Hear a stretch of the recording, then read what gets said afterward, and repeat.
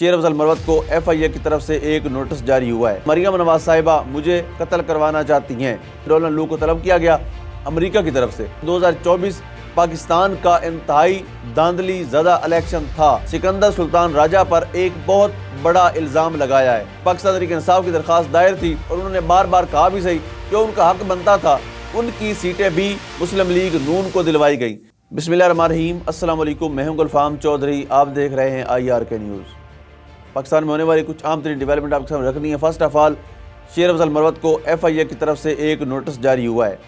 پاکستان کے اندر اس وقت جب ہر ایک کو ہراساں کرنے کے لیے خود حکومت میدان عمل میں نظر آتی ہے، اس وقت وفاق کی حکومت ہو یا پنجاب کی حکومت، پاکستان تحریک انصاف کے عام کارکن سے لے کے ان کی فرنٹ لائن قیادت تک سب کو دھمکیاں اور اس دھمکیہ بیز رویہ اختیار کیا جا رہا ہے کہ اگر وہ ریلی نکالتے ہیں تو ان کو در لیا جاتا ہے، اگر وہ اپنا آئینی، اپنا قانونی، اپنا جمہوری حق مانگتے ہیں تو ان کو در لیا جاتا ہے۔ ایسی سچویشن میں جب شیر افضل مروت نے 7 MNAs کے ہمراہ ایک پریس کانفرنس کی، جس کی ابتدا انہوں نے لا الہ الا انت سبحانک انی کنت من الظالمین سے شروع کی، اور انہوں نے کہا میرے پاس ثبوت ہیں اور ہمارے ایک MNA نے مجھے ثبوت دیے ہیں کہ مریم نواز صاحبہ مجھے قتل کروانا چاہتی ہیں۔ قتل کی اس سپاری کے الزام میں جو انہوں نے مریم نواز صاحبہ کے حوالے سے کہا تھا، اس میں FIA نے نوٹس جاری کیا ہے اور 18 مارچ کو ذاتی حیثیت سے شیر افضل مروت کو طلب کیا ہے۔ اب یہاں پر کوئی سوال یہ پیدا ہوتے ہیں کہ اگر تو شیر افضل مروت یہ ثابت نہیں کر پاتے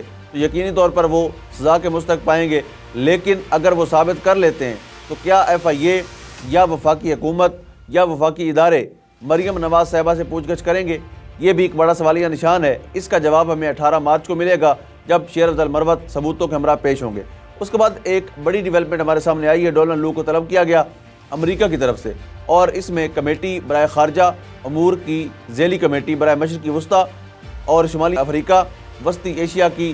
جو کمیٹی ہے، انہوں نے 20 مارچ کو ڈونلڈ لو کو طلب کیا ہے، اور کسی حوالے سے جب امریکہ کے اندر ایک تشویش پائی جا رہی ہے کہ جو 8 فروری کو انتخابات ہوئے ہیں پاکستان کے اندر، اس میں کس لیول کی دھاندلی کی گئی ہے، اس کے تمام تر شواہد، تمام تر ثبوت اکٹھے کیے جائیں۔ ایک ایسی صورتحال جس میں پاکستان کی تمام سیاسی جماعتیں سوائے ان چند ایک کے جن کو اقتدار سے نوازا گیا، سوائے ان چند ایک کے جن کو 2 نمبری کے ذریعے سے، فراڈ کے ذریعے سے، دھاندلی کے ذریعے سے، دونس کے ذریعے سے سیٹیں دلوائی گئیں، ان کے علاوہ ہر جماعت مذہبی ہو یا سیاسی وہ میدان عمل میں ہے اور احتجاج کر رہی ہے۔ ان کا یہ ماننا ہے کہ 2024 پاکستان کا انتہائی دھاندلی زدہ الیکشن تھا اور اس کے اثرات اس وقت تک موجود ہیں۔ ایسی صورتحال میں امریکہ نے کسی بھی نئی حکومت کو تسلیم کرنے سے پہلے اس بات کو واضح کیا ہے کہ وہ پہلے اس کی تحقیقات کریں گے کہ یہ دھاندلی اگر ہوئی ہے تو کس حد تک ہوئی ہے۔ اس حوالے سے ڈونلڈ لو کو بھی طلب کیا گیا ہے، اور ڈونلڈ لو کو کون نہیں جانتا، پاکستان میں عمران خان صاحب حکومت کے خلاف رجیم چینج آپریشن میں مرکزی کردار، جس نے پاکستانی سفیر اسد مجید کو بلایا اور ان کو دھمکی آمیز خط بھی دیا۔ یہ الگ بات ہے کہ اس پر پاکستان کے تمام سیاستدانوں نے بجائے ڈی مارچ کرنے کے، بجائے اس پر احتجاج کرنے کے، بجائے پاکستان کی غیرت اور خودداری کو بچانے کے، انہوں نے بھی سمجھوتا کیا اور الٹا عمران خان پر الزامات کی بوچھاڑ کی، اور بڑے ادارے کے لوگوں نے بھی یہی کہا کہ سائفر ایک ڈرامائی انداز میں دکھایا گیا ہے، اس میں کچھ ایسا نہیں تھا۔ حالانکہ اسی سائفر کا ڈی مارچ بھی کیا گیا تھا، اسی سائفر پر امریکہ کو احتجاج بھی ریکارڈ کروایا گیا تھا، لیکن اس قومی غیرت کے مسئلے پر تمام تر سیاسی جماعتیں کس طرح سے اپنے مفادات کے چنگل میں پھنسی ہوئی تھیں کہ انہوں نے کوئی بھی احتجاج ریکارڈ نہیں کروایا، اور انہوں نے الٹا عمران خان صاحب پر الزامات لگائے، اور ان الزامات کو جھوٹا وقت ثابت کر رہا ہے۔ جب اسی سائفر کیس میں عمران خان کو پابند سلاسل کیا گیا،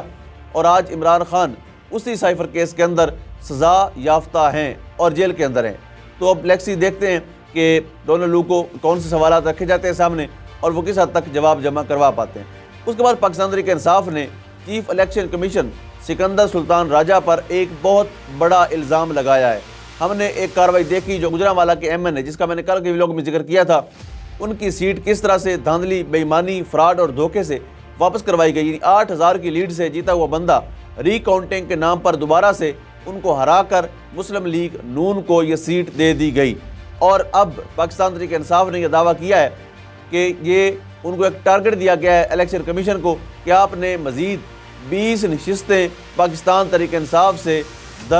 دونس اور دھاندلی کے ذریعے سے چھین کر آپ نے دوبارہ مسلم لیگ نون کو دلوانی ہے۔ یقیناً یہ چیف الیکشن کمیشن کے لیے بہت بڑا امتحان تو ہے ہی ہے، لیکن وہ جس طرح اس وقت ایکسپوز ہو چکے ہیں، جتنا بری طرح سے بطور پارٹی پوری قوم اور پوری دنیا کے سامنے آ چکے ہیں، ان کے لیے کچھ بعید نہیں ہے، ان کے لیے کوئی آر نہیں ہے کہ وہ کسی کا حق مار کر کسی دوسرے کو دے دیں۔ آپ مثال دیکھ لیں مقصور نشستوں کے حوالے سے، جو پاکستان تحریک انصاف کی درخواست دائر تھی، اور انہوں نے بار بار کہا بھی صحیح، جو ان کا حق بنتا تھا ان کی سیٹیں بھی مسلم لیگ نون کو دلوائی گئی۔ لیکن اس دفعہ پاکستان کی عوام نے ایسا سرپرائز دیا ہے کہ اتنی سیٹیں دلوانے کے باوجود بھی پاکستان تحریک انصاف نمبر 1 پارٹی ہے۔ سیٹیں جیتنے میں آج بھی پاکستان تحریک انصاف نمبر 1 پارٹی ہے۔ اتنا دھونس، دھاندلی، گنڈا گردی، بدماشی کرنے کے باوجود بھی چیف الیکشن کمیشن مسلم لیگ نون کو نمبر 1 نہیں بنا سکا۔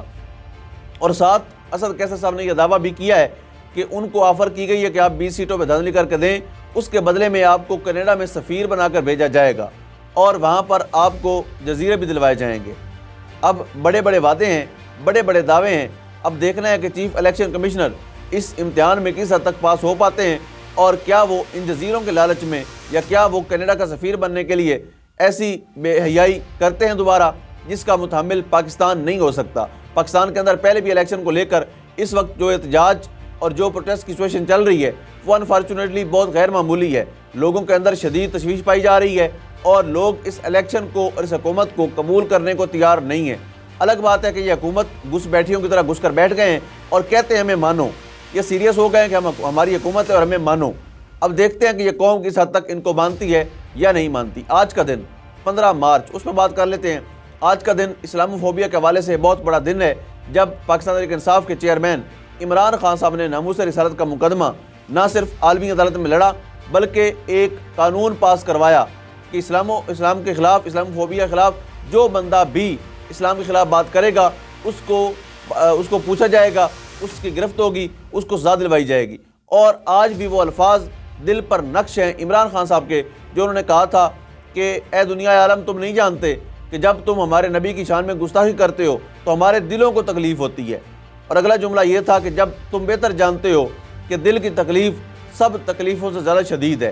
یہ جملہ تھا پاکستان کے وزیر اعظم عمران خان صاحب کا UNO کے اندر۔ انہوں نے جب ناموس رسالت کا مقدمہ لڑا اور ایٹ دا اینڈ انہوں نے اسلام کے لیے جو کاوشیں کی، آج کا عالمی دن ہے اسلاموفوبیا کے حوالے سے، اور یقینی طور پر اڈیالہ جیل میں قید وہ شخص اس چیز کا آج بھی کریڈٹ اس کو جاتا ہے کہ انہوں نے اسلام کے لیے اور ناموس رسالت کا مقدمہ لڑا تھا۔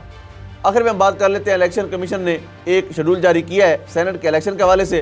اس میں تقریباً 48 نشستیں ہیں اور ان پر انتخابات ہونے ہیں۔ مزید جو ہے کاغذات نامزدگی کی تاریخ 15 سے 16 مارچ ہے، جانچ پڑتال کی تاریخ 19 مارچ ہے، کاغذات منظور یا مسترد ہونے کی تاریخ اس وقت 25 مارچ طے کی گئی ہے الیکشن کمیشن کی طرف سے، اور جو امیدواروں کی حتمی فہرست ہے وہ جاری کی جائے گی 27 مارچ کو۔ اب دیکھنا یہ ہے کہ اس کے اوپر کس لیول کی دھاندلی کی جاتی ہے یا شفاف طریقے سے یہ سینٹ کے الیکشن تکمیل کو پاتے ہیں۔ اس چیف الیکشن کو ہوتے ہوئے کوئی امید تو نہیں رکھی جا سکتی اور کچھ بعید نہیں ہے کہ اس میں دھن دوس اور دھاندلی کا جز نہ ہو۔ پر دیکھتے ہیں کہ چیف الیکشن کمشنر سینٹ کے الیکشن میں اپنا کیا کردار ادا کرتا ہے، کیونکہ اس میں ہو سکتا ہے کہ کچھ اور امیدواروں کو نہل کر دیا جائے یا ان کی سیٹیں واپس چھین لی جائیں۔ اس حوالے سے الیکشن کمیشن کوئی دھاندلی کر سکتا ہے، حرکت کر سکتا ہے۔ بہرصورت دیکھتے ہیں آنے والے دنوں میں کہ چیف الیکشن کمیشن اور الیکشن کمیشن کی ٹیم کیا کرتی ہے اس ملک کے سیاسی گہما گہمی میں مزید ابہام، مزید تشکیک، مزید احتجاج پیدا کرتی ہے، مزید لوگوں میں تجسس پیدا کرتی ہے، مزید احتجاج کی صورتحال پیدا کرتی ہے، یا اس کو کنٹرول کرنے کے لیے مؤثر کردار ادا کرتی ہے۔ اللہ پاک وطن عزیز کا حامی و ناصر ہو۔ پاکستان زندہ باد۔